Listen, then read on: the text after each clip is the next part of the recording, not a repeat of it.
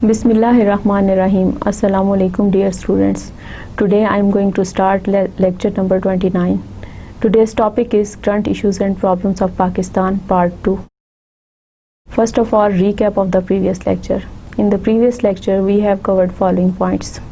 difference between issue and social problems, effects of issues and social problems, list of current issues and problems of Pakistan, issue image of Pakistan, issue human rights violation, poverty, socio-economic problem, educational problem, healthcare problems, energy crisis, corruption, political instability, international interference. And now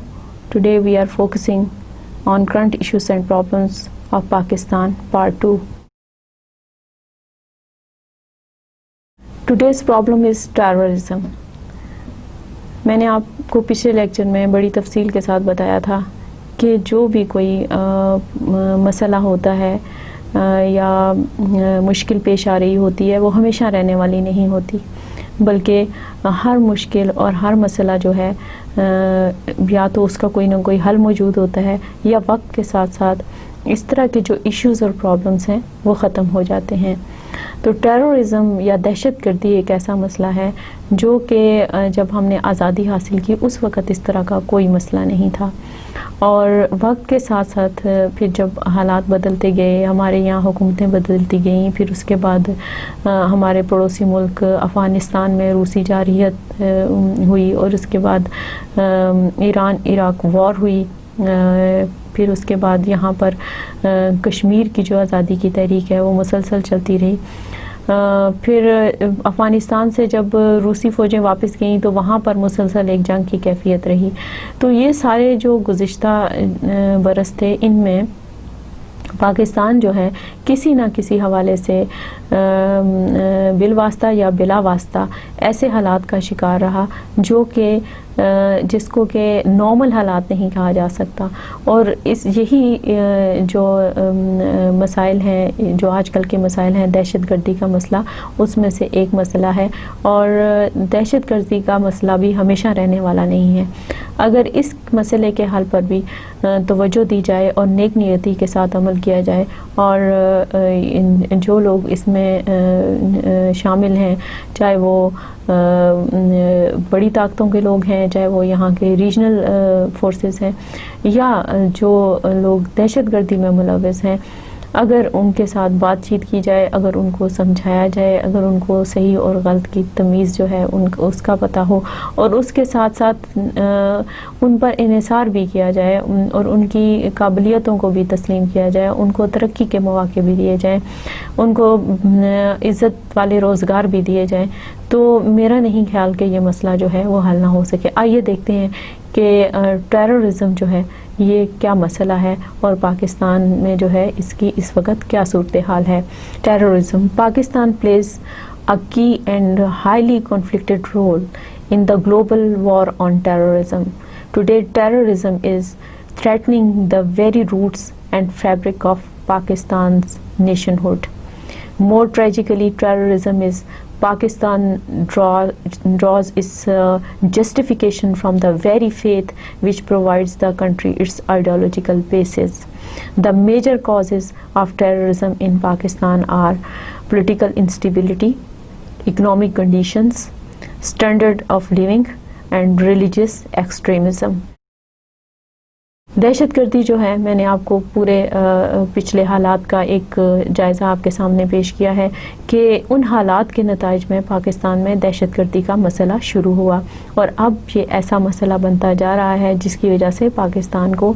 एक कौम की हैसियत से, एक मुल्क की हैसियत से बहुत सारे ख़तरात और ख़दशात दरपेश हैं। उससे भी ज़्यादा जो एक इस सिलसिले में जो ज़्यादा ख़तरनाक बात है, ख़तरनाक सोच है, वो ये है कि पूरी दुनिया में लोग ये समझते हैं कि हमारा जो मज़हब के साथ इसको जोड़ दिया गया है वो एक इंतहाई ख़तरनाक सूरत हाल है, क्योंकि दहशतगर्दों का या दहशतगर्दी के मसले का किसी भी मुल्क या किसी भी ख़ास कौमियत या किसी भी ख़ास मज़हब के साथ इसका कतन कोई ताल्लुक़ नहीं है। لیکن پاکستان کی جیسے Pakistan is an ideological country, its bases are on the religion of Islam. So اگر یہ کہا جائے کہ جی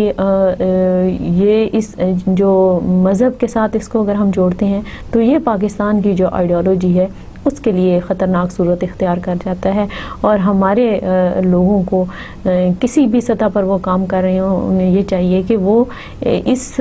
خیال کو جو ہے وہ مکمل طور پر رد کریں اور لوگوں کو یہ بتائیں کہ دہشت گردی جو ہے اس کا کسی بھی مذہب اور کسی بھی معاشرے یا کسی بھی قومیت کے ساتھ تعلق نہیں ہوتا. اگر کوئی شخص جارحیت پر اتر آتا ہے، اگر کوئی شخص کسی بھی انتہائی قدم پر اتر آتا ہے تو اس کو نہ کوئی مذہب روک سکتا ہے، نہ کوئی معاشرہ روک سکتا ہے، نہ کوئی تہذیب روک سکتی ہے. تو اس لحاظ سے ٹیررزم جو ہے اس وقت پاکستان کے لیے ایک اس طرح کا مسئلہ بنا ہوا ہے جو کہ جس میں کہ پاکستان کو اپنا امیج بہتر کرنے کے ساتھ ساتھ اس پر ایک مربوط طریقے سے تسلسل کے ساتھ اپنے پالیسی بنانے کی ضرورت ہے، جس سے کہ پاکستان جو ہے وہ اس مسئلے سے نجات حاصل کرے. اسی طرح سے جو نجات حاصل کرنے کے بارے میں جب ہم غور کرتے ہیں تو سب سے پہلے ہمیں یہ دیکھنا پڑتا ہے کہ آخر اس مسئلے کی شروعات کیسے ہوئی یا اس کی بنیادی وجوہات کون سی ہیں. اس میں جیسے کہ میں نے آپ کو بتایا کہ پولیٹیکل انسٹیبلٹی یا جو غیر مستحکم سیاست ہے یا غیر مستحکم سیاسی صورتحال ہے پاکستان کے اندر، ایک تو وہ وجہ ہے. دوسرا اکنامک کنڈیشنز ہیں. پاکستان میں غربت جو ہے وہ بہت زیادہ ہے، اور غریب ہونے کی وجہ سے لوگ جو ہیں ان کے پاس روزگار نہیں ہے. اور پاکستان کے اندر ایسے بہت سی ایجنسیز اور بہت سی عالمی طاقتیں اور قوتیں کام کر رہی ہیں جو پاکستان کے خلاف ہیں، جو اسلام کے خلاف ہیں، اور اپنی دولت کے بلبوتے پہ وہ یہاں کے لوگوں کو بڑی جلدی اپنی جال میں پھنسا لیتے ہیں. اور اس طرح سے یہ جو اکنامک کنڈیشن ہے وہ دہشت گردی کے حوالے سے ایک پاکستان کی جو خراب معیشت ہے، خراب معاشی حالات ہیں، وہ ایک دہشت گردی کے مسئلہ جو ہے اس کی ایک وجہ بن جاتے ہیں. اسی طرح سے اسٹینڈرڈ آف لیونگ، پاکستان میں زیادہ تر لوگوں کا معیار زندگی، بنیادی سہولتیں بھی لوگوں کو دستیاب نہیں ہیں، اور اعلیٰ معیار زندگی تو چند لوگوں کو، چند مخصوص طبقوں کو اور ایسی کلاس کو میسر ہے جس کی تعداد بہت ہی محدود ہے. اسی طرح سے جو ریلیجس ایکسٹریمزم ہے، مذہبی انتہا پسندی، یہ بھی اس مسئلے کی ایک وجہ ہے. کیونکہ اگر ہم مذہب اسلام کو دیکھیں تو اس کے جو طور طریقے ہیں، اس کے جو ٹریڈیشنز ہیں، اس کے جو ایمانیات ہیں، اس کے جو معاملات ہیں جو قرآن پاک میں لکھے ہوئے ہیں، اور اس کی جو بلیفز ہیں، ورشپس ہیں، ان پہ عمل کرنا بہت آسان ہے، بہت سادہ ہے. لیکن ہمارے ہاں جو کہ مختلف گروپس بنے ہوئے ہیں یا مختلف فرقے بنے ہوئے ہیں، ان کی وجہ سے لوگوں میں، مسلمانوں کے اپنے اندر جو ہے وہ اتحاد اور یگانگت نہیں ہے. اور بہت سارے اس میں سے ایسے گروہ ہیں جو کہ ایک دوسرے کے ہی بہت زیادہ خلاف ہیں، اور اس انتہا پسندی کی وجہ سے، اس مذہبی انتہا پسندی کی وجہ سے جو ہے وہ دہشت گردی کے مسئلے کو جو ہے یہاں پر دن بدن جو ہے یہ پھیلتا جا رہا ہے، اور اس کو قابو میں لانا مشکل ہو گیا ہے. اسی طرح سے terrorism is a direct outcome of poverty. Terrorism in Pakistan has become a major and highly destructive occurrence in recent years. The whole world looks at Pakistan as a victim of terrorist activities. یہاں پر میں نے جس مسئلے کی نشاندہی کی ہے اس میں یہ ہے کہ گزشتہ چند برس سے پاکستان کا جو امیج ہے وہ ٹیررزم کے حوالے سے، یا پاکستان کے بارے میں جو انٹرنیشنل میڈیا میں یا انٹرنیشنل کمیونٹی کے اندر جو بات کی جاتی ہے وہ بہت ہی کسی سے ڈھکی چھپی نہیں. اور اس حوالے سے جو یہ بات بتانا انٹرنیشنل کمیونٹی کو، it is very important to tell international community that Pakistan is not the land of terrorist. Pakistan is the victim of terrorist. So this is important to declare this to international community, because it's very important, and main reason being an exploitation through the religious leaders and reaction of the military operations both internally as well as externally. اسی طرح سے the post 9/11 war on terrorism in Pakistan has had two principal elements: the government's battle with jihadi groups banned after the attacks in New York, and the US quest of Al-Qaeda, usually but not always in cooperation with Pakistani forces. اب یہ دیکھیں کہ جس وقت یہ جو دہشت گردی کا مسئلہ ہے، اس کے جو آغاز کے بارے میں اگر ہم اس پہ غور کریں تو جس وقت روسی جارحیت کا ارتکاب ہوا افغانستان کے اندر، اور وہاں پر اس جارحیت کے خلاف وہاں کے لوگوں نے مزاحمت کی اور جن کو مجاہدین کہا گیا، ان مجاہدین کی سپورٹ کے لیے امریکہ، برطانیہ، فرانس اور دوسرے مغربی ممالک اور سعودی عربیہ، مسلمان ممالک نے بھی ان مجاہدین کی مدد کی، ان کو اسلحہ فراہم کیا، ان کو ہر طرح کی سہولتیں دیں. جب رشیا جو ہے اس نے اپنی فوجیں واپس بلا لیں تو وہاں پر جو صورتحال پیش آئی، اس کے بعد فوری طور پہ یہ ان طاقتوں کا جو تھا انٹرسٹ اس علاقے میں ختم ہو گیا، اور اس انٹرسٹ کے ختم ہونے کی وجہ سے ان لوگوں کو جو کہ اب جن کا ایک مائنڈ سیٹ بن چکا تھا، کیونکہ انٹینشنلی جو ایک کانسیپٹ آف جہاد ہے that was promoted in those days, اور اس کانسیپٹ کو پھر یا اس پروجیکٹ کو پھر پراپرلی وائنڈ اپ نہیں کیا گیا، اور پھر جو وہاں کے جو اپنے افغانستان کے اندر تو حالات ابھی تک بھی قابو میں نہیں ہیں، اور وہاں پہ مسلسل ایک انتشار کی سی کیفیت ہے. لیکن 9/11 کا جب واقعہ پیش آیا تو خاص طور پہ اس واقعے کے بعد جو القاعدہ اور اس کے جو لیڈرشپ تھی اس کے تلاش کے لیے امریکہ نے اور نیٹو فورسز نے افغانستان پر حملہ کیا، اور اس کے ساتھ ہی پاکستان سے اس سلسلے میں تعاون چاہا. پاکستان کیونکہ اپنے آپ کو ایک عالمی برادری میں ایک پرامن ملک کی حیثیت سے تسلیم کروانا چاہتا تھا اور چاہتا ہے، تو اس سلسلے میں پاکستان نے اس وجہ سے امریکہ کا بھرپور ساتھ دیا. In 2004, the Pakistan Army launched the chase of Al-Qaeda's members in the mountainous area of Waziristan on the Afghan border, and clashes there erupted into a low-level conflict with Islamic militants and local tribesmen, sparking the Waziristan war, and terrorist attacks staged in Pakistan have killed over 35,000 people. آپ اس بات سے اندازہ کر سکتے ہیں کہ 2001 میں 9/11 کا واقعہ پیش آیا، اور 2004 تک پاکستان نے اپنے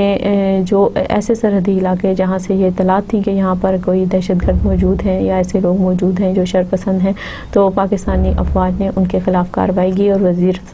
وزیرستان آپریشن جو ہے جس کو آپ نے خبروں میں بھی سنا ہوگا، آپ اس نام سے بھی واقف ہوں گے،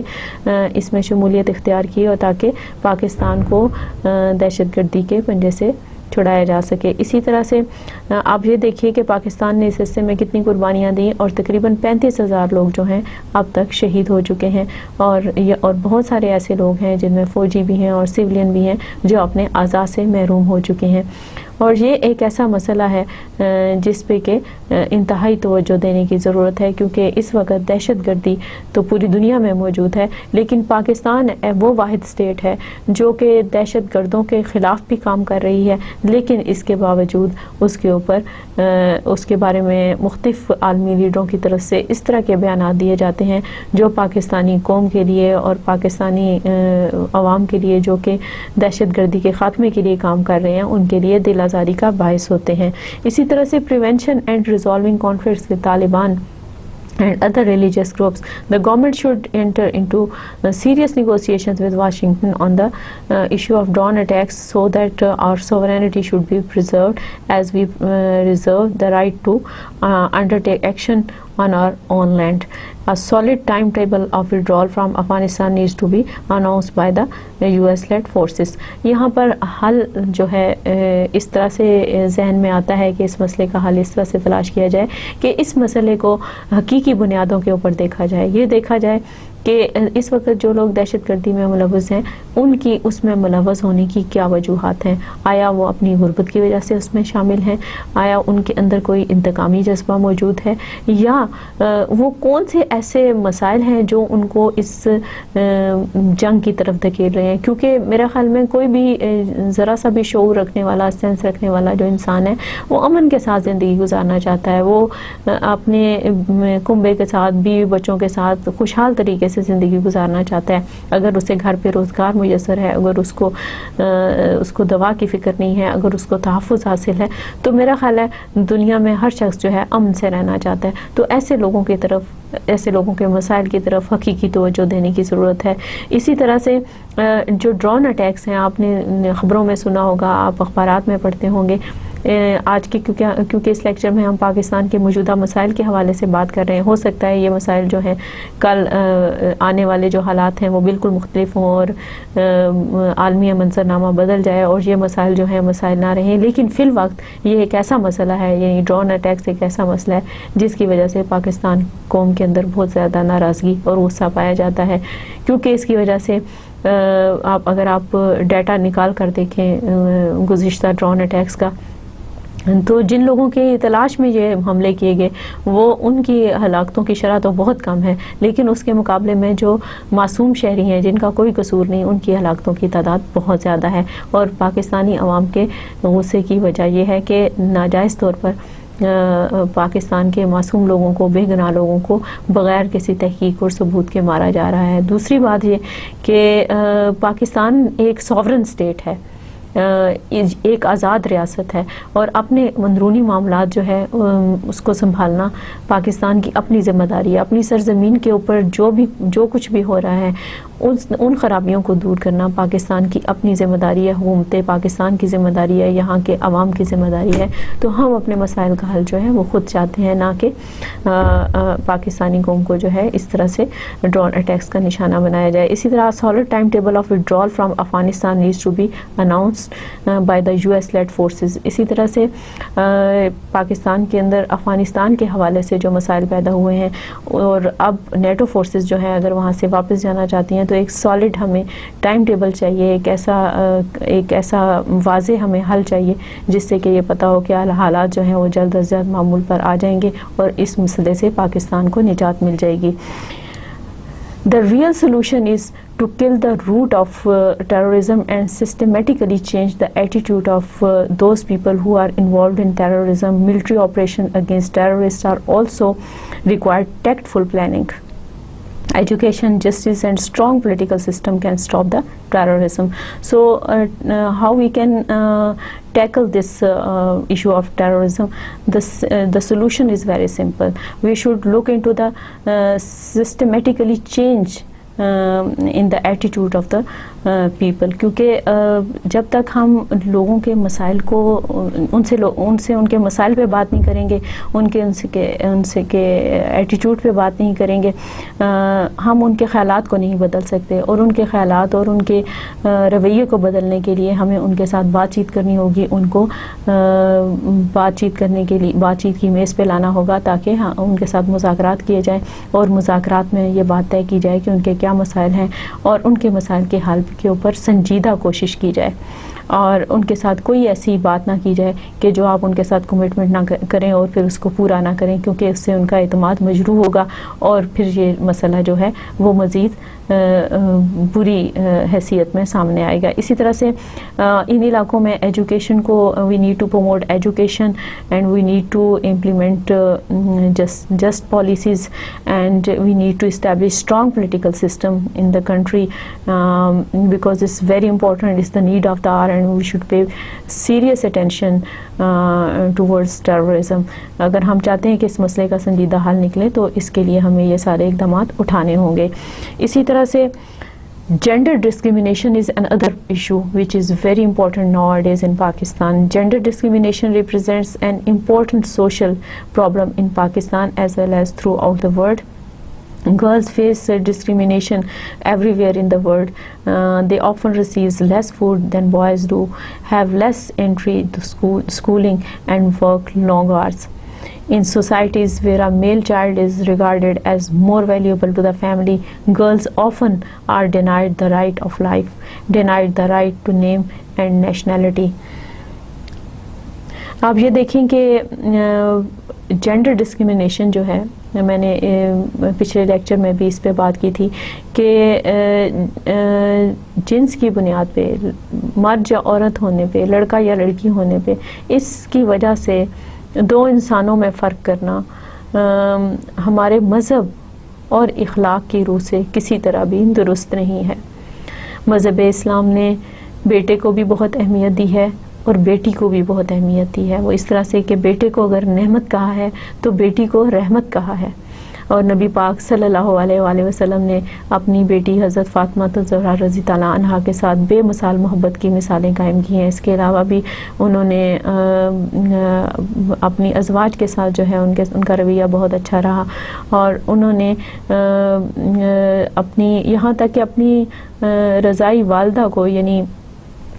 حضرت حلیمہ سعدیہ کو بھی جو ہے ان کو بہت عزت دی, اور اپنے ان بہن بھائیوں کو بھی جو حضرت حلیمہ سعدیہ رضی اللہ عنہ کی اولادیں تھیں ان کو بھی بہت اہمیت دی, اور ان کے ساتھ بھی بہت مہربانی کا سلوک رکھا. تو جنس کی بنیاد کے اوپر جو ہے اسلام میں فرق کرنا جو ہے وہ کسی طرح سے بھی درست اور جائز نہیں ہے. اسی طرح سے لیکن کیونکہ ہم بہت عرصے تک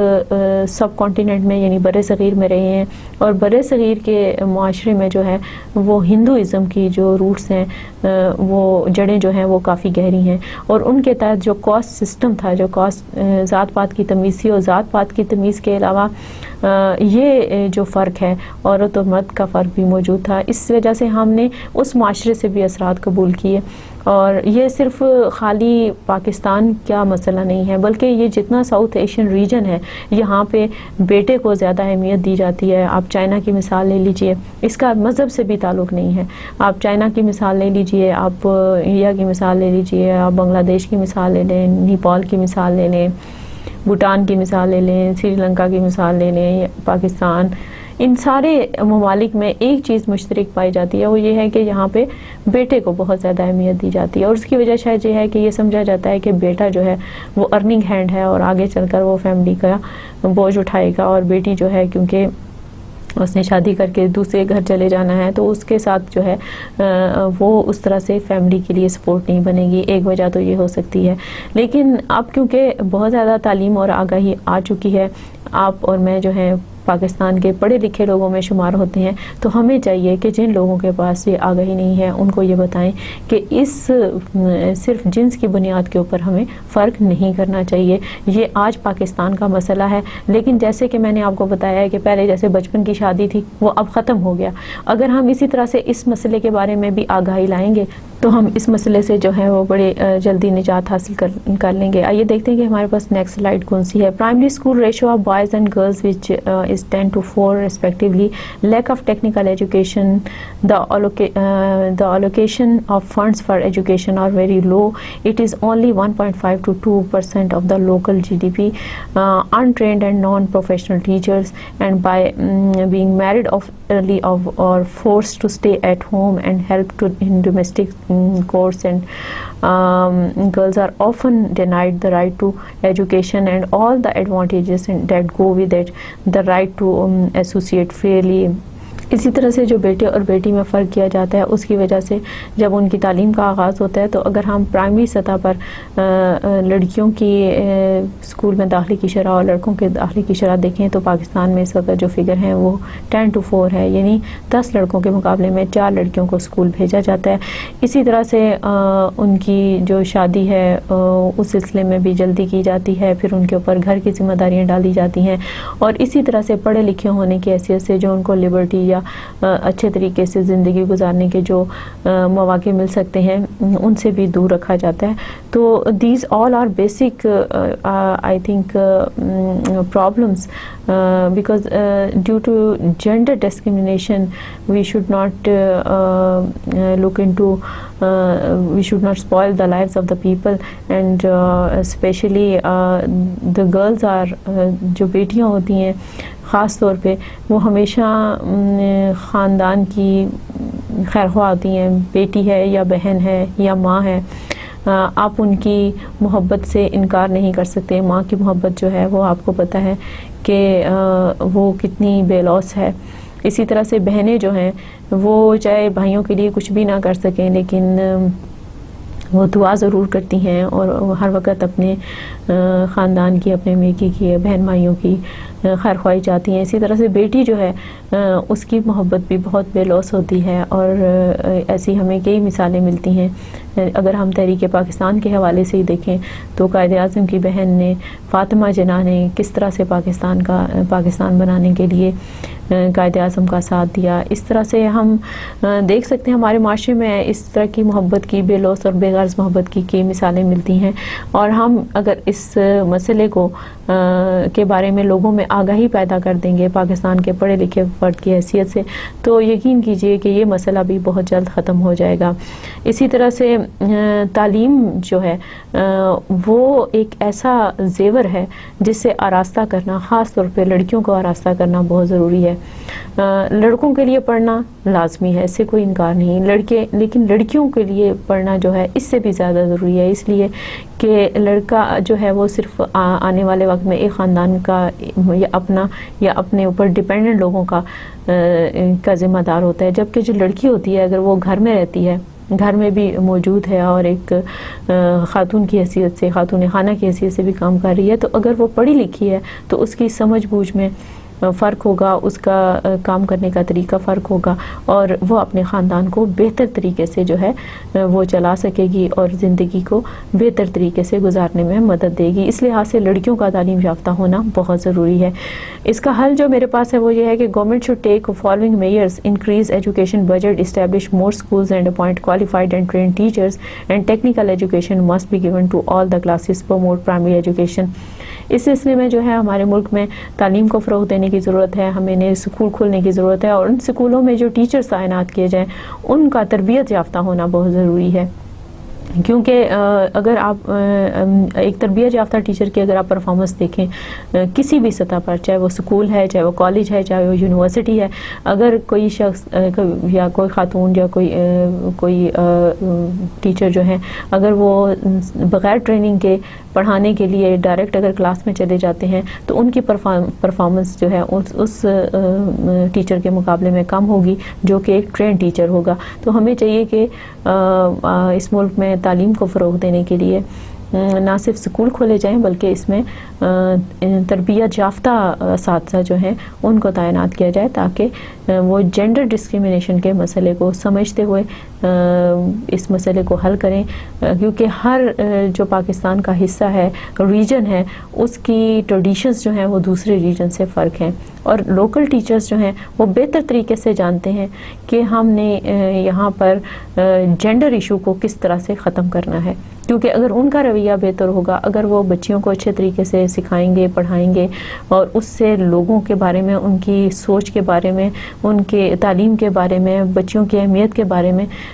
بارے میں بتایا جائے گا تو ان کی رائے تبدیل ہوگی. تو یہ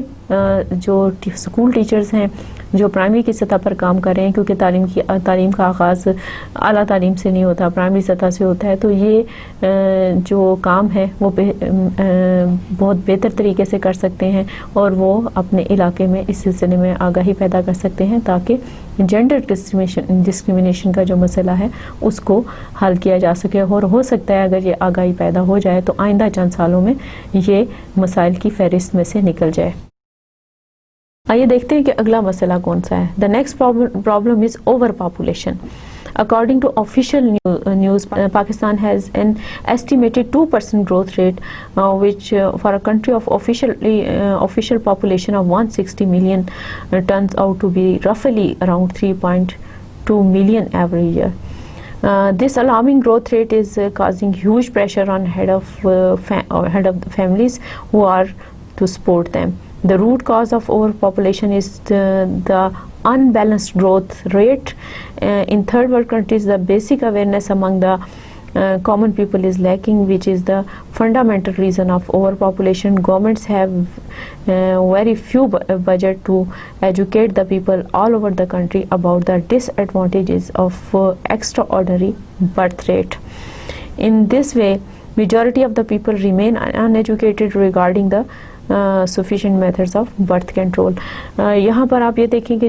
جو بڑھتی ہوئی آبادی ہے وہ بھی پاکستان کے ایک عام مسائل میں سے ایک مسئلہ ہے، اور اس کی وجہ یہ ہے کہ پاکستان کی آبادی کی شرح میں بہت تیزی سے اضافہ ہوتا جا رہا ہے، اور اس اضافے کی شرح کا جو بنیادی وجہ ہے وہ یہ ہے کہ لوگوں کے اندر اس بات کا شعور ہی پیدا نہیں کیا گیا کہ اب کنبہ بڑھانے میں یا جو پاپولیشن کنٹرول اگر نہیں کی جائے گی تو اس کے کتنے خطرناک نتائج مرتب ہو سکتے ہیں. کیونکہ خطرناک اس لحاظ سے کہ خاندان کے لیول پہ اگر دیکھا جائے تو اگر ایک کمانے والا فرد ہے اور اس کے ڈیپینڈنٹ اگر 1 سال میں 2 ہیں اور 10 سال میں 7 ہیں، تو یہ جو ہے جو ایک کمانے والا فرد ہے یہ اس کے اوپر بہت زیادہ بوجھ ہے، اور اس کو سمجھنے کی ضرورت ہے تاکہ فیملی سٹرکچر جو ہے اس کو بہتر بنایا جا سکے اور محدود ذرائع میں رہتے ہوئے بہتر معیار زندگی پر توجہ دی جا سکے. تو یہ اویئرنیس جو ہے یہ کریٹ کرنے کی ضرورت ہے. given that about 40% of population is already living under poverty line and 5.6% this is official figure of the population is unemployed, the ever growing population of Pakistan is just adding to the problems of the already under pressure nation, and overpopulation is a great danger for economic development as it swallows up the progress made by the economic sector. With the increase in population, there is low capital income in the country which badly affect the economy of the country. Their per capita income of Pakistan is $479 compared to $27,000 in Japan and $14,000 in Singapore. آپ اس سے اندازہ کر سکتے ہیں کہ بڑھتی ہوئی آبادی کی شرح کی وجہ سے پاکستان کو کس طرح سے معاشی مشکلات کا سامنا کرنا پڑ رہا ہے، اور پاکستان میں پہلے ہی تقریباً 40% لوگ جو ہیں وہ غربت کی لکیر سے نیچے زندگی گزار رہے ہیں. غربت کی لکیر سے نیچے زندگی گزارنے کا مطلب ہے جن کی آمدنی کی شرح انتہائی کم ہے، جو ایک انٹرنیشنل سٹینڈرڈ بنایا گیا اس سے انتہائی کم ہے. اسی طرح سے جو بڑھتی ہوئی آبادی ہے اس کی وجہ سے جو پاکستان کا اکنامک سیکٹر ہے اس پہ بہت زیادہ بوجھ بڑھتا جا رہا ہے، کیونکہ ہم ایک لمٹ کو پورا کرنے کے جب قابل ہوتے ہیں تو کیونکہ آبادی کی شرح بڑھ چکی ہوتی ہے تو وہ جو بڑھتی ہوئی لمٹ ہے وہ دوبارہ سے جب اس کو آبادی کی شرح کے بڑھنے کے ساتھ کمپیئر کیا جاتا ہے تو وہ دوبارہ سے نقصان کی طرف چلا جاتا ہے. تو اس سے آپ اس بات سے اندازہ کر سکتے ہیں کہ اس وقت اس خطے میں جو اور ممالک موجود ہیں اس میں جو کمپیریزن کے لیے مثالیں دی گئی ہیں وہ جاپان کی مثال ہے اور سنگاپور کی مثال ہے کہ پاکستان میں جو ایک فرد کی جو انکم ہے اگر $479 ہے تو اس کے مقابلے میں جاپان میں $27,000 ہے، اور یہی شرح جو ہے دیکھیں اسی سے پھر معیار زندگی میں فرق پڑتا ہے کہ یہی شرح جو ہے سنگاپور میں $14,000 ہے. اور اب آپ اس سے اندازہ کر سکتے ہیں کہ پاکستان میں اس مسئلے کی طرف توجہ دینے کی کتنی زیادہ ضرورت ہے تاکہ ہم اپنے ملک کی بہتری کے لیے کام کر سکیں اور لوگوں کے معیار زندگی کو بہتر بنانے کے لیے آبادی کو کنٹرول کر سکیں. To create awareness among public and provide population control facilities in all regions and all levels. اسی طرح سے آبادی کے مسئلے کو کنٹرول کرنے کے لیے لوگوں میں آگاہی پیدا کرنے کی بہت زیادہ ضرورت ہے تاکہ وہ اس کو سمجھیں اور اس سلسلے میں ضروری قدم اٹھائیں تاکہ پاکستان کے جو مسائل ہیں بحیثیت قوم اور مجموعی طور پہ جو ہماری معیشت پہ اثر پڑ رہا ہے، جو برے اثرات مرتب ہو رہے ہیں، ان برے اثرات سے ہم اپنی معیشت کو بچا سکیں. The next problem is inflation. Inflation یعنی مہنگائی. اب مہنگائی جو ہے آج کل آپ جس سے بھی بات کریں، اپنے ارد گرد دیکھیں، گھر میں، دوستوں میں، خاص طور پہ جو آپ کے بزرگ ہیں، آپ کے بڑے ہیں، آپ دیکھتے ہوں گے کہ وہ اکثر اوقات کہتے ہیں جی بڑی مہنگائی ہو گئی ہے، بہت زیادہ چیزیں مہنگی ہو گئی ہیں. آخر یہ ہے کیا؟ یہ کیوں پاکستان کا مسئلہ بن گیا ہے؟ کیونکہ انفلیشن تو پوری دنیا میں ہے، مہنگی اشیاء کا مہنگا ہونا جو ہے یہ پوری دنیا میں یہ ٹرینڈ ہے، صرف پاکستان میں نہیں ہے. پاکستان میں اور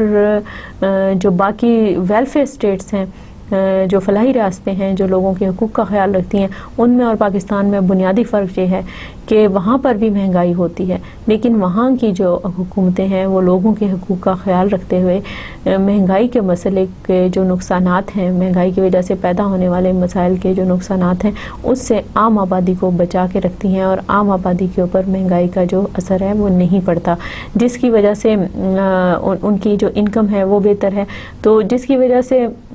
لوگ جو ہیں ان کو یہ مسئلہ نظر نہیں آتا یا ان کے نزدیک یہ مسئلہ نہیں ہوتا، جبکہ پاکستان میں صورتحال بالکل مختلف ہے۔ آئیے دیکھتے ہیں کہ اس سلسلے میں ہمیں جو ہمارے پاس ڈیٹا اویلیبل ہے وہ کیا بتاتا ہے۔ High inflation is contributing to increasing vulnerable and fall in real income of lower middle and fixed income segment of the society and reasons اس کی کیا ہیں؟ uncertainty about future scenario of the business, environment and instability of the financial system, loss of business and investors confidence, slowing down of real economic activities۔ مہنگائی کی جو بڑھنے کی بنیادی وجوہات ہیں ان میں سے ایک تو وجہ یہ ہے کہ جو لوگ کاروبار کر رہے ہیں آج کل کیونکہ ملک کے اندر سیاسی استحکام نہیں ہے، حکومتیں آتی جاتی رہتی ہیں، آپ یہ دیکھتے ہوں گے کہ جو ہی کسی کے حکومت کے کمزور ہونے کا یا مضبوط ہونے کا اعلان کیا جاتا ہے اسی وقت اسٹاک ایکسچینج جو ہے اس کی شرح میں تبدیلی آتی ہے۔ اس سے یہ پتہ چلتا ہے کہ جو بزنس مین طبقہ ہوتا ہے، جو کاروباری حضرات ہوتے ہیں، ان کے اوپر ملک کے سیاسی استحکام کا یا سیاسی کمزوری کا بہت زیادہ اثر پڑتا ہے۔ تو جو انفلیشن ہے، مہنگائی ہے، اس کی بنیادی وجوہات میں سے ایک ہے کہ لوگ جو ہیں یہ جو اتنی تیزی سے صورتحال چینج ہو رہی ہوتی ہے اس کی وجہ سے ان کی کاروبار میں دلچسپی یا یہاں پر جو کیونکہ کاروبار شروع اس لیے کیا جاتا ہے کہ اس سے منافع حاصل ہو، تو جب وہ اس بات میں شک میں پڑتے ہیں تو یہ ان کے لیے ایک مسئلہ ہوتا ہے۔ اسی طرح سے environment and instability of the financial system, جو فائنینشیل سسٹم پاکستان میں چل رہا ہوتا ہے کیونکہ پولیٹیکل انسٹیبلٹی نہیں ہوتی، یہ پوائنٹ بھی اسی پوائنٹ سے جڑا ہوا ہے، تو اس کی وجہ سے جو فائنینشیل سسٹم پر اثر پڑتا ہے اس سے بھی جو بزنس انڈسٹری اور کامرس ہے وہ متاثر ہوتے ہیں۔ اسی طرح سے loss of business and investors confidence, جب ملک میں لوڈ شیڈنگ ہوگی، جب ملک میں لا اینڈ آرڈر کی سچویشن اچھی نہیں ہوگی، لوگوں میں احساس تحفظ نہیں ہوگا، تو یقیناً یہ ایسے حالات ہیں کہ کوئی بھی شخص جو ہے کسی بھی بزنس میں کسی بھی کاروبار میں پیسہ لگانا نہیں چاہے گا، کیونکہ اگر کوئی کاروبار شروع کرنا چاہتا ہے تو وہ اس امید پہ کوئی کاروبار شروع کرنا چاہتا ہے کہ اس میں اس کو منافع کی شکل میں ریٹرن ملے گا۔ اگر کسی بھی کاروباری شخص کو اگر آپ کاروبار شروع کرنے کے لیے کہیں تو وہ ان ساری چیزوں کو مد نظر رکھتے ہوئے اپنا کاروبار شروع کرے گا اور اپنے سرمایہ کاری کرے گا، لیکن کیونکہ ملک میں مسائل ہیں اور اس وجہ سے جو کاروباری حضرات ہیں وہ ملک میں کاروبار کرنے میں یا پیسہ لگانے میں انٹرسٹڈ نہیں ہے۔ اسی طرح سے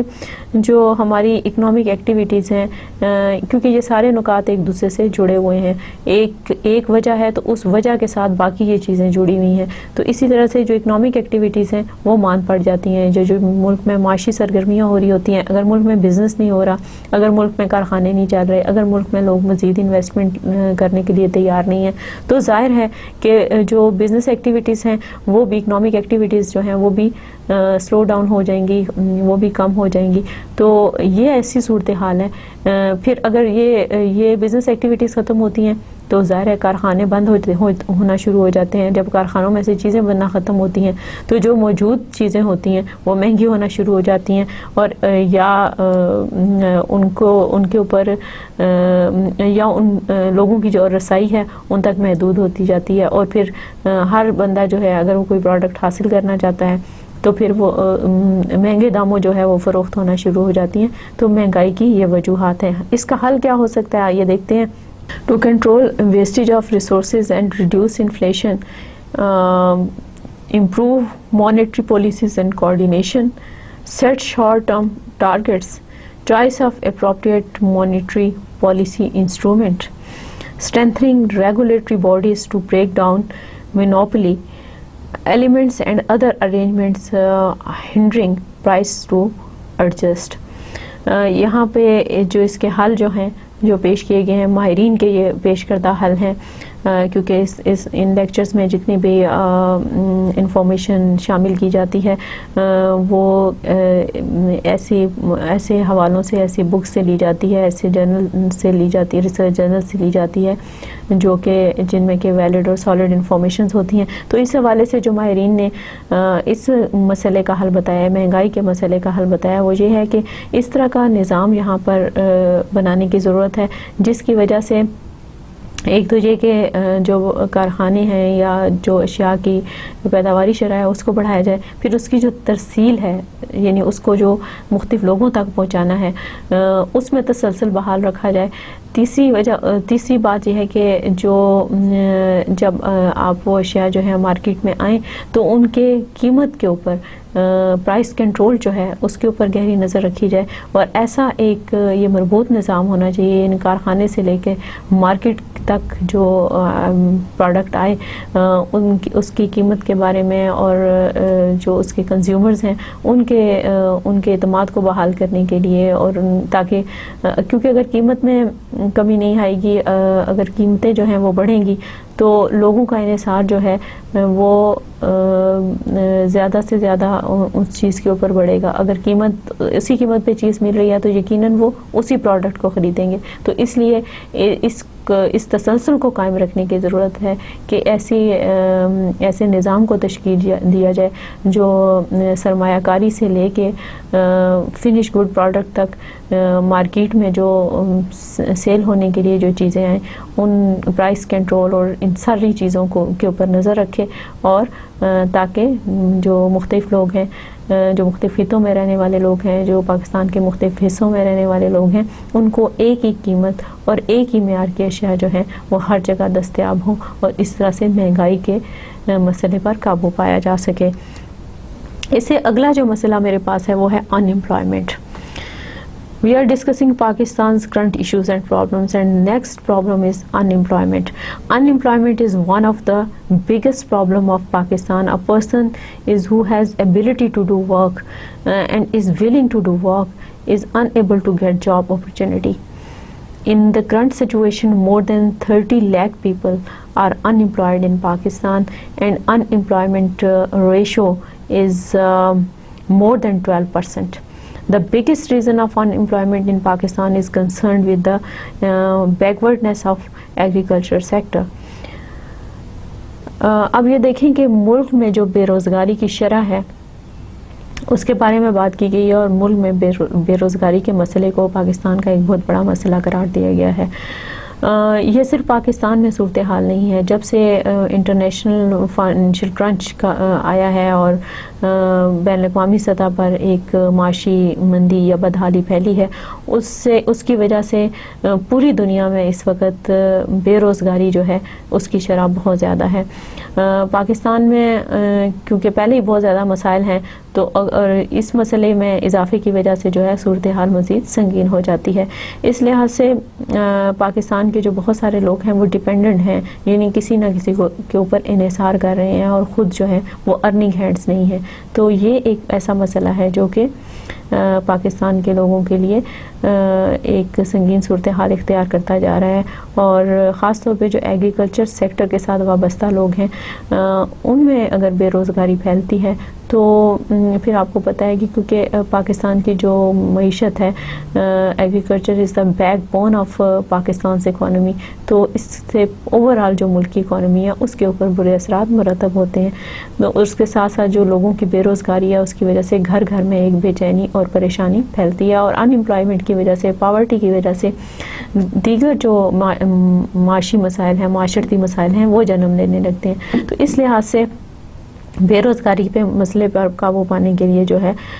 وہ فوری توجہ دینے کی ضرورت ہے۔ Industrial sector is the second largest sector of our economy and contributes 90% to national income. This sector should employ a large number of labour. اب اگر ملک کے اندر انڈسٹری کو پروموٹ کیا جاتا ہے، پہلے جو ہمارے پاس اندازے ہیں، جو فگر میرے پاس موجود ہے وہ یہ ہے کہ پاکستان میں جو روزگار کی 90% شرح ہے وہ کارخانوں میں ہے، یعنی کارخانوں میں جو لوگ کام کرتے ہیں اور جن کا روزگار جو ہے وہ کارخانوں سے وابستہ ہے۔ لیکن کیونکہ ملک میں حالات ٹھیک نہیں ہیں، یعنی سیکیورٹی کا پرابلم ہے یا دہشت گردی کا مسئلہ ہے یا پولیٹیکل انسٹیبلٹی ہے یا اس سے جڑے ہوئے دوسرے مسائل ہیں، تو اس کی وجہ سے جو انویسٹرز ہیں، جو انڈسٹریلسٹ ہیں، وہ یہاں پہ کارخانے کھولنے سے ہچکچاتے ہیں۔ اب اگر بے روزگاری کے مسئلے پہ ہمیں قابو پانا ہے تو ہمیں بحیثیت مجبوری ان سارے مسائل پہ توجہ دینی ہوگی تاکہ ملک میں نئے کارخانوں کو کھولا جا سکے، نئی انڈسٹری کو فروغ دیا جا سکے تاکہ ہم بے روزگاری کے مسئلے پر قابو پائیں۔ اسی طرح سے due to electricity breakdown, already established industries is suffered and resulting in the prevailing unemployment ratio. High cost and low quality are responsible for less demand for our agriculture and industrial items. Because of less demand of such kinds of goods, both the domestic and the international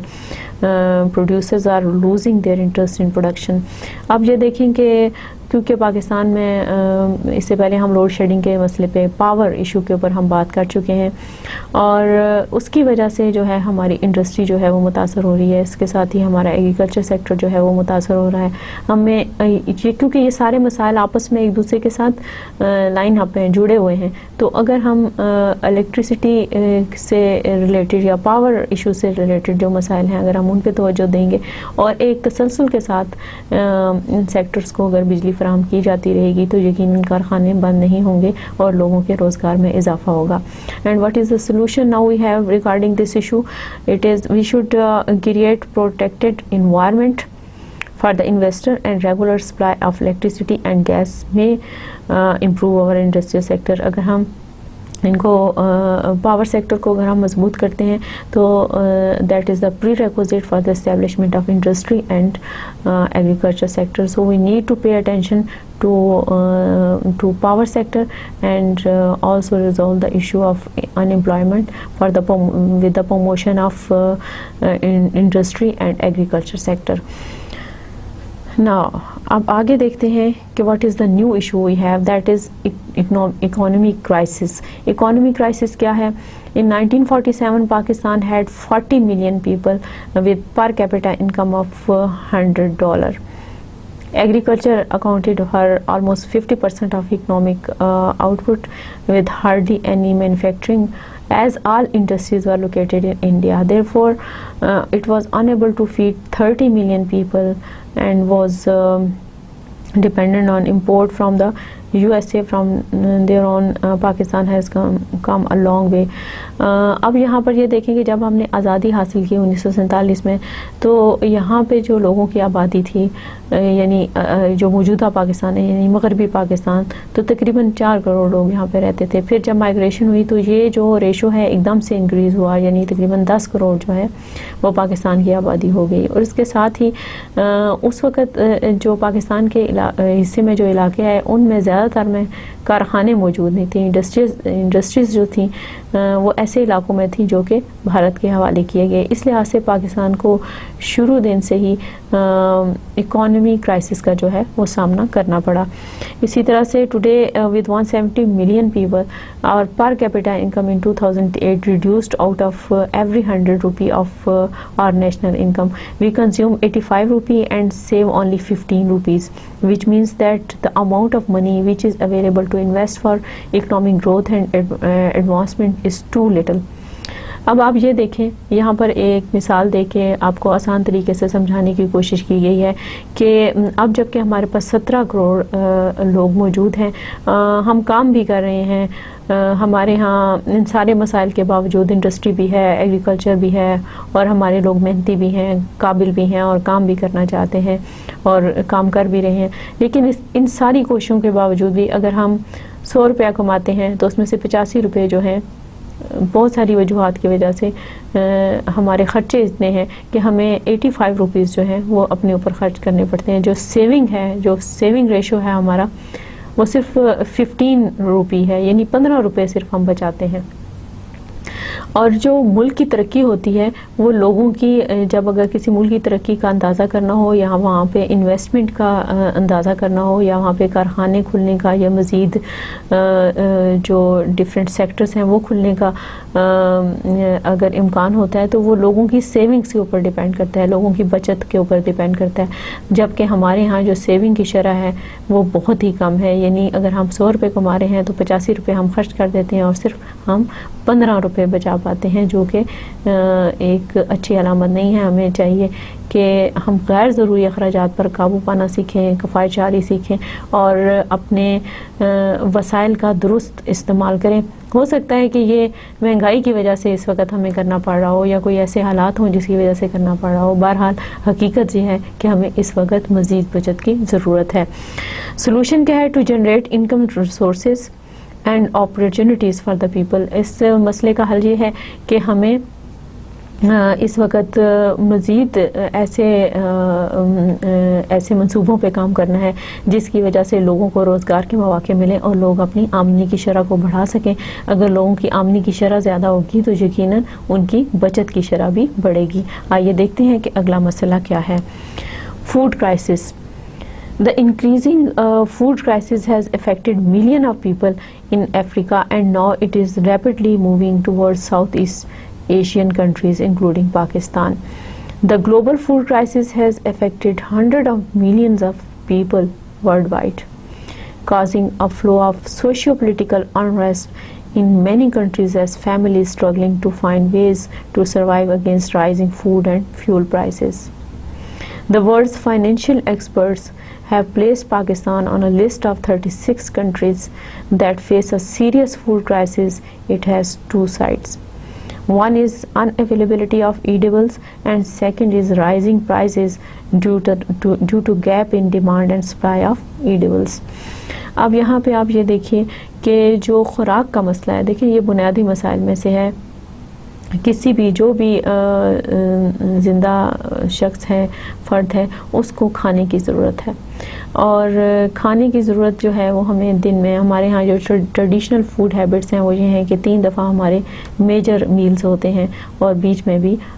کچھ وقفوں کے ساتھ جو ہے ہم خوراک لیتے ہیں، جو کہ یہاں کی جیوگرافیکل لوکیشن اور جہاں کی جو ورکنگ انوائرمنٹ ہے اس میں کہ ضروری ہوتا ہے. اب جو کھانے کے حساب سے جو فوڈ آئٹمز ہیں ان کی اویلیبلٹی جو ہے وہ بہت ضروری ہے. اگرچہ پاکستان کی جو مٹی ہے وہ بہت زرخیز ہے اور جہاں پہ بہت سارے پھل اور سبزیاں اور اناج پیدا ہوتا ہے، لیکن ایک تو یہ ہے کہ میں نے اس سے پہلے بھی اس پہ بات کی ہے کہ میرے خیال میں اس کی کوئی منصفانہ تقسیم نہیں ہے، جس کی وجہ سے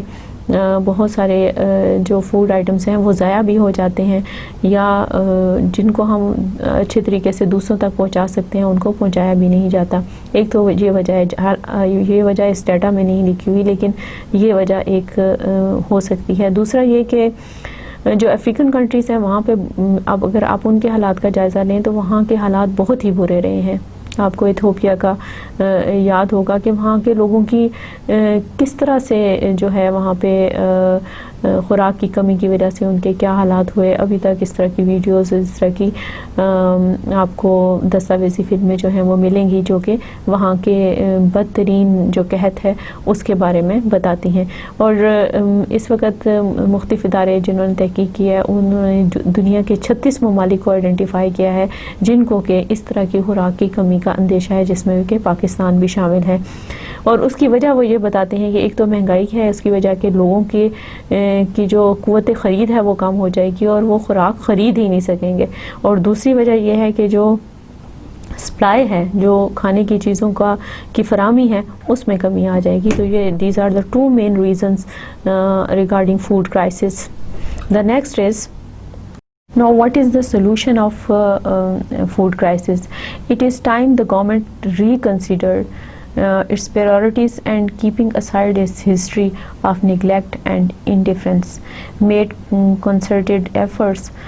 to refresh the farming sector to ensure food security for all citizens. What we need is nothing short of a model shift that views hunger as a national security threat.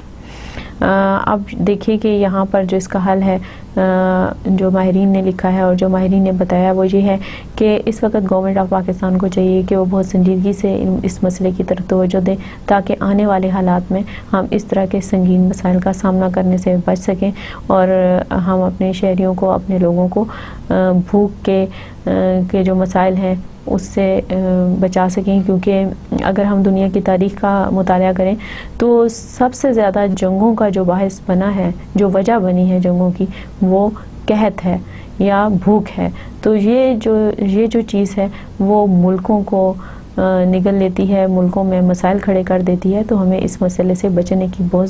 زیادہ ضرورت ہے اور ہمیں اس مسئلے کی سنجیدگی کو دیکھتے ہوئے اس کے حل کی طرف فوری توجہ دینے کی ضرورت ہے۔ The next problem is political problems. Due to political instability, Pakistan's economic and social growth has been reduced. The root cause of Pakistan political distress lies in its feudal and the winner-take-all approach to governing and has been practiced by successive leadership. Social, political and religious intolerance has increased over the decades. In 1500 years of history, Muslim history have not developed any unique political system that can be considered democratic. Illiterate voters, family ties among politicians and feudalism has constrained democracy in Pakistan. جب ہم نے آزادی حاصل کی تو ہم نے پاکستان کے لیے ڈیموکریٹک سسٹم کو چنا کہ یہاں پر جو نظام چلایا جائے گا اس ملک کے اندر وہ جمہوریت ہوگی، لیکن ہم نے وقت کے ساتھ ساتھ یہ دیکھا کہ یہ سسٹم جو ہے پاکستان میں پورے طریقے سے پنپ نہیں سکا، اور دوسری طرف اگر ہم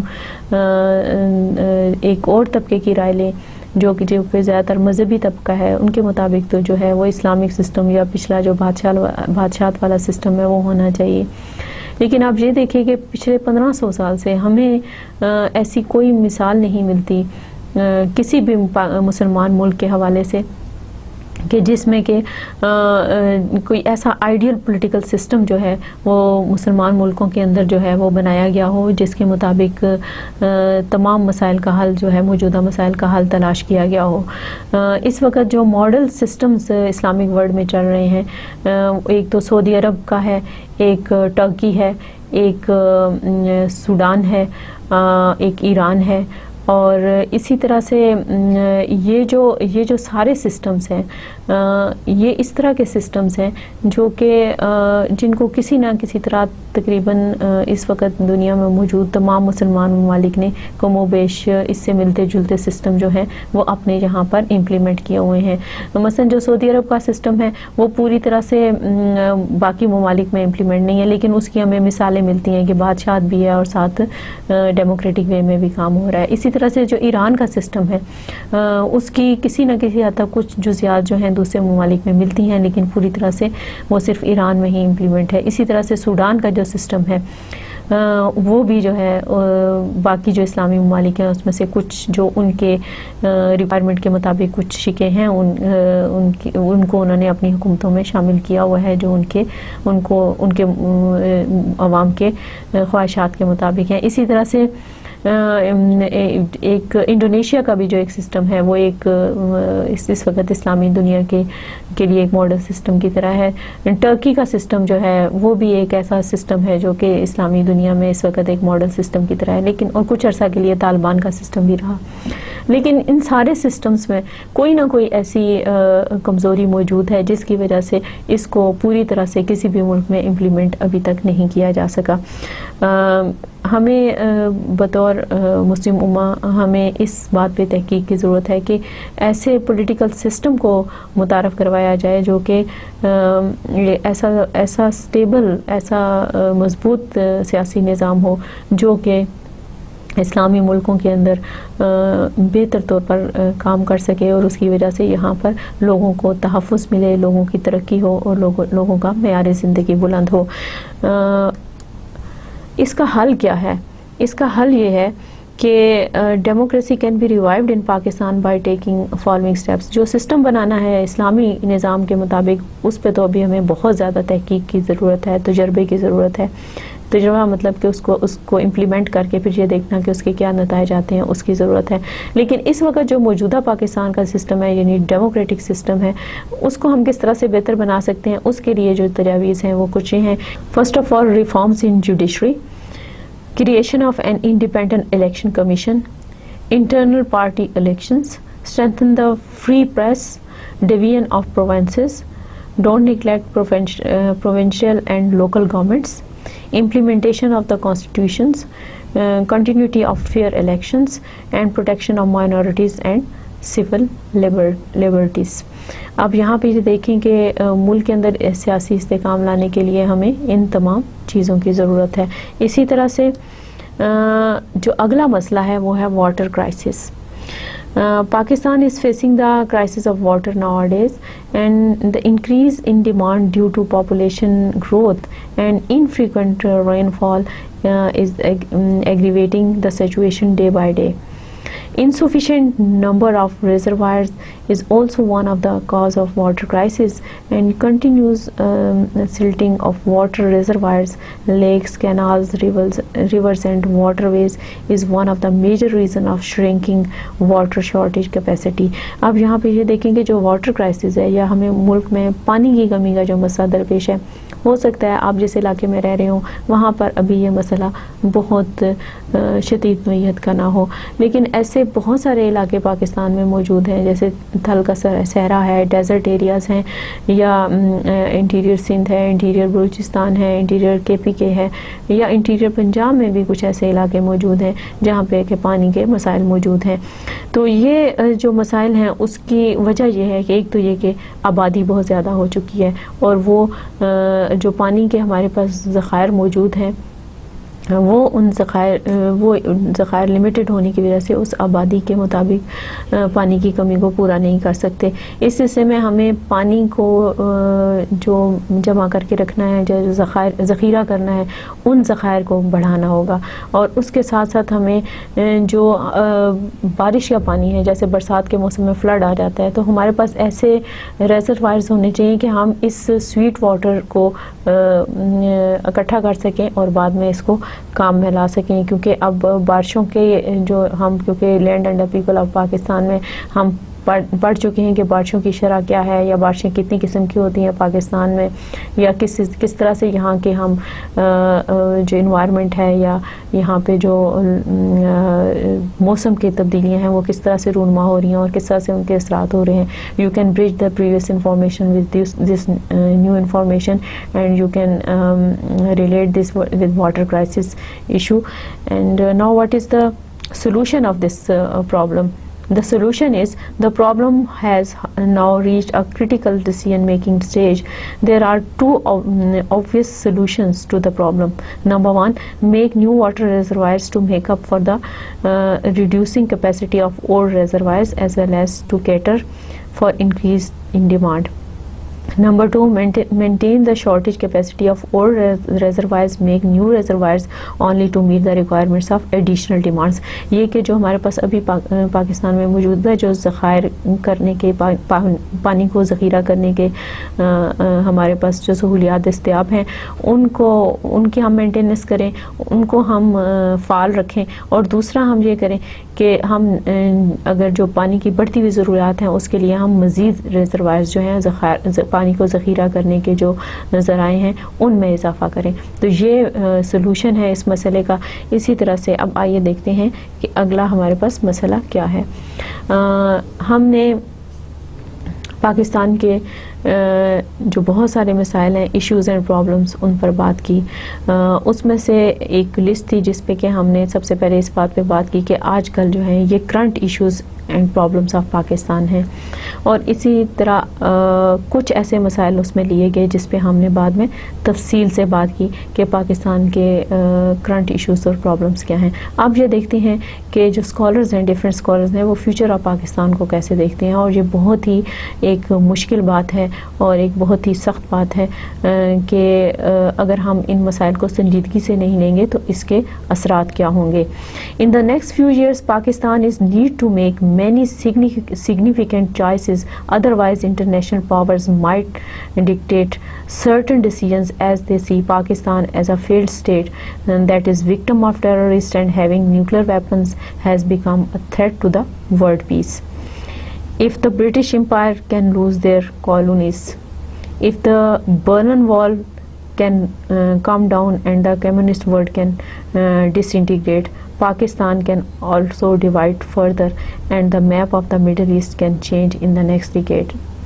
آپ یہ دیکھیں کہ مسائل جو ہیں وہ قوموں کی تباہی کا اور قوموں کے لیے ایک آزمائش لے کر آتے ہیں، اور مسائل کی ہی وجہ سے قومیں جو ہیں وہ برے حالات کا شکار ہوتی ہیں. یہاں پر ہمارے سامنے بڑی بڑی عظیم مملکتوں کی مثالیں موجود ہیں کہ برطانیہ کی حکومت کا جو سورج ہے وہ کہیں غروب نہیں ہوتا تھا، لیکن مسائل جب شروع ہوئے تو اب برطانیہ جو ہے وہ سمٹ کر ایک چھوٹی سی جگہ پہ آ گیا جس کا رقبہ جو ہے وہ اب ہمارے ایک صوبے کے برابر ہے. اسی طرح سے اگرچہ اس کی کالونیز ابھی مختلف جگہوں پہ دنیا میں اور مختلف جگہوں پہ موجود ہیں، لیکن پھر بھی جو کروفر پہلے تھا وہ ختم ہو گیا. اسی طرح سے جو کمیونسٹ ورلڈ ہے اس میں سائنس اینڈ ٹیکنالوجی کے لحاظ سے USSR جو تھا وہ دنیا میں سب سے آگے تھا، لیکن اکنامک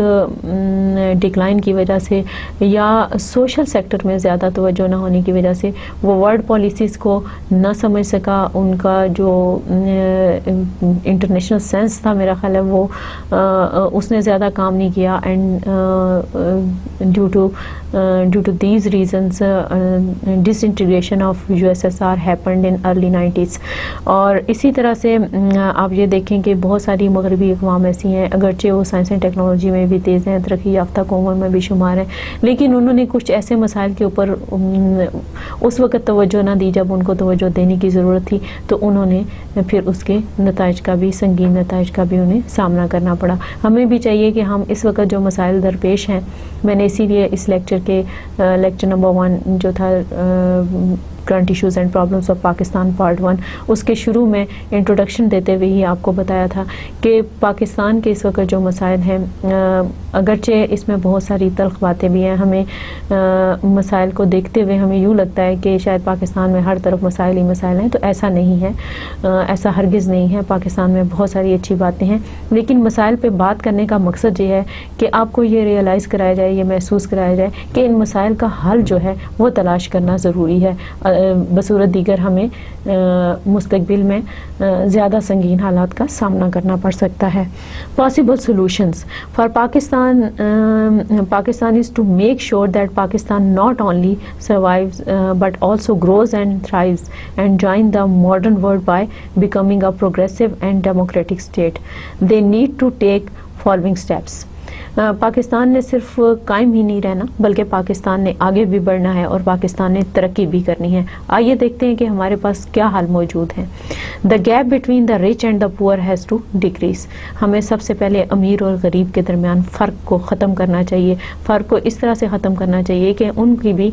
جو امیر ہیں ان کو چاہیے کہ وہ وسیع القلبی کا مظاہرہ کریں اور غریبوں کو جو ہے وہ ان کے لیے ان کو کام دیں، ان کے لیے روزگار کا انتظام کریں، ان کے دکھ اور تکلیف اور بیماری کو دور کریں، ان کے لیے ان کو رہائشی سہولتیں دیں، ان کو لباس کی سہولتیں دیں، ان کو خوراک کی سہولتیں دیں تاکہ وہ ملک کی ترقی کے دھارے میں شامل ہو سکیں. پہلی بات یہ. دوسرا یہ the curriculum of schools need to be reviewed so that children can receive scientific and balance education in their mother tongue. In addition they need to develop critical and creative thinking. یہاں پہ this is a very important point. We need to revise the curriculum of the schools and we need to promote regional languages as well. اور میں نے آپ کو پہلے بتایا ہے کہ دنیا میں پاکستان واحد ملک ہے جہاں پہ کہ جو مادری زبان ہے اس میں تعلیم نہیں دی جاتی، تو ہمیں پرائمری کی سطح پر اس طرح کا نظام متعارف کروانے کی ضرورت ہے جس سے کہ ہم پاکستان کے جو پرائمری لیول کے جو ایجوکیشن ہے اس کو پروموٹ کر سکتے ہیں. Health care education and free health care needs to be provide provided to all citizens. اسی طرح سے صحت سے متعلق جو مسائل ہیں ان کے اوپر بھی فوری توجہ کی ضرورت ہے تاکہ ان مسائل کے اوپر قابو پا کر لوگوں کو ہیلتھ کیئر ایجوکیشن جو ہے وہ دی جا سکے تاکہ وہ بہتر صحت کے ساتھ بہتر طریقے سے کام کر سکیں اور اپنے جو ان کی ذمہ داریاں ہیں ان کو بہتر طریقے سے نبھا سکیں. Number 4, the Pakistani constitution has to fully implemented so that all citizens, especially women and minorities, are to be given equal rights. یہاں پر جو چوتھا سٹیپ ہے وہ یہ ہے کہ پاکستان کا جو آئین ہے وہ ایک بہت ہی پرفیکٹ آئین ہے, بہت اچھا ڈاکومنٹ ہے, اور اس میں تقریباً اس ملک میں رہنے والے تمام لوگوں کے حقوق کا تحفظ کیا گیا ہے. اور اگر اس میں کوئی غلطی ہے یا کہیں کسی چیز کا ذکر موجود نہیں ہے تو ہمارے جو قانون ساز ادارے ہیں, ہماری جو لیجسلیٹو باڈیز ہیں, ہماری قومی اسمبلی ہے, ہماری سینٹ ہے, ان کو اس سلسلے میں کام کرنے کے بعد جو ہمارے تمام شہری ہیں ان کو بنیادی حقوق کی فراہمی جو ہے اس کا جو ہے وہ ضمانت دینی چاہیے. اور دوسرا خاص طور پر خواتین اور جو اقلیتیں ہیں ان کے حقوق کا خیال رکھنا چاہیے. Number 5, Pakistan needs to become aware of their own culture, traditions and identity. ہمیں دوسرے کلچرز اور دوسرے جو نظام ہیں ان کے بجائے جو ہماری ٹریڈیشنل ریکوائرمنٹس ہیں یا کلچر ریکوائرمنٹس ہیں ان کے اوپر توجہ دینی چاہیے, اور ہمیں اپنے مسائل کا حل تلاش کرنے میں انہی کے اسٹڈیز کو اسٹڈی کرنا چاہیے جو کہ ہماری ٹریڈیشنز کے مطابق ہیں یا ہمارے معاشرے کے مطابق ہیں. مثلاً اگر ہم کسی ویسٹرن ملٹی نیشن کی کیس اسٹڈی کو اگر ہمارے بزنس کے اسٹوڈنٹ جو ہیں اگر وہ اسٹڈی کرتے ہیں تو وہ اس کو ہمارے معاشرے کے اوپر امپلیمنٹ نہیں کر سکتے. یہ اس لیے یہ بات کہی گئی ہے کہ ایجوکیشن ہے یا ریسرچ ہے یا کوئی بھی ایسا قانون ہے, ہمیں یہ دیکھنا چاہیے کوئی بھی ایسی نئی چیز ہے ہمیں اس کو یہاں پہ اس کو لاگو کرنے سے پہلے, یہاں پہ رواج دینے سے پہلے ہمیں یہ دیکھنے کی ضرورت ہے کہ کیا وہ ہمارے ماحول کے مطابق ہے یا کیا وہ ہماری ٹریڈیشنز اور روایات کے مطابق ہے. اسی طرح سے all political parties need to present their 5 to 10 year plan to deal with serious economic, religious and social problems so that people know which party will serve them the best. اسی طرح سے جو ہماری سیاسی جماعتیں ہیں ان میں سے میں یہی کہوں گی کہ ہر ایک نے اپنے دور اقتدار میں بہتر طریقے سے کام کرنے کی کوشش کی ہے, لیکن کچھ ایسے حالات پیدا ہو جاتے ہیں جو کہ مختلف لوگوں کو مختلف فیصلے لینے پہ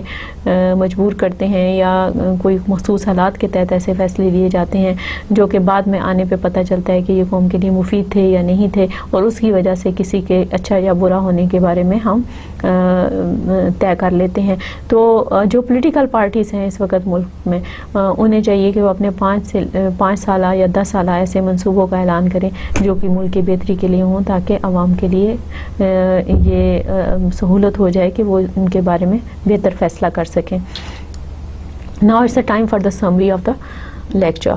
Today we have covered following points. First of all, terrorism, overpopulation, inflation, unemployment, economic crisis, food crisis, political problems, water crisis, future of Pakistan and possible solutions. Now it's time for the quote of the day. Today's quote is, I believe that if you show people the problems and you show them the solutions, they will be moved to act. That's all for today. Thank you. Allah Hafiz.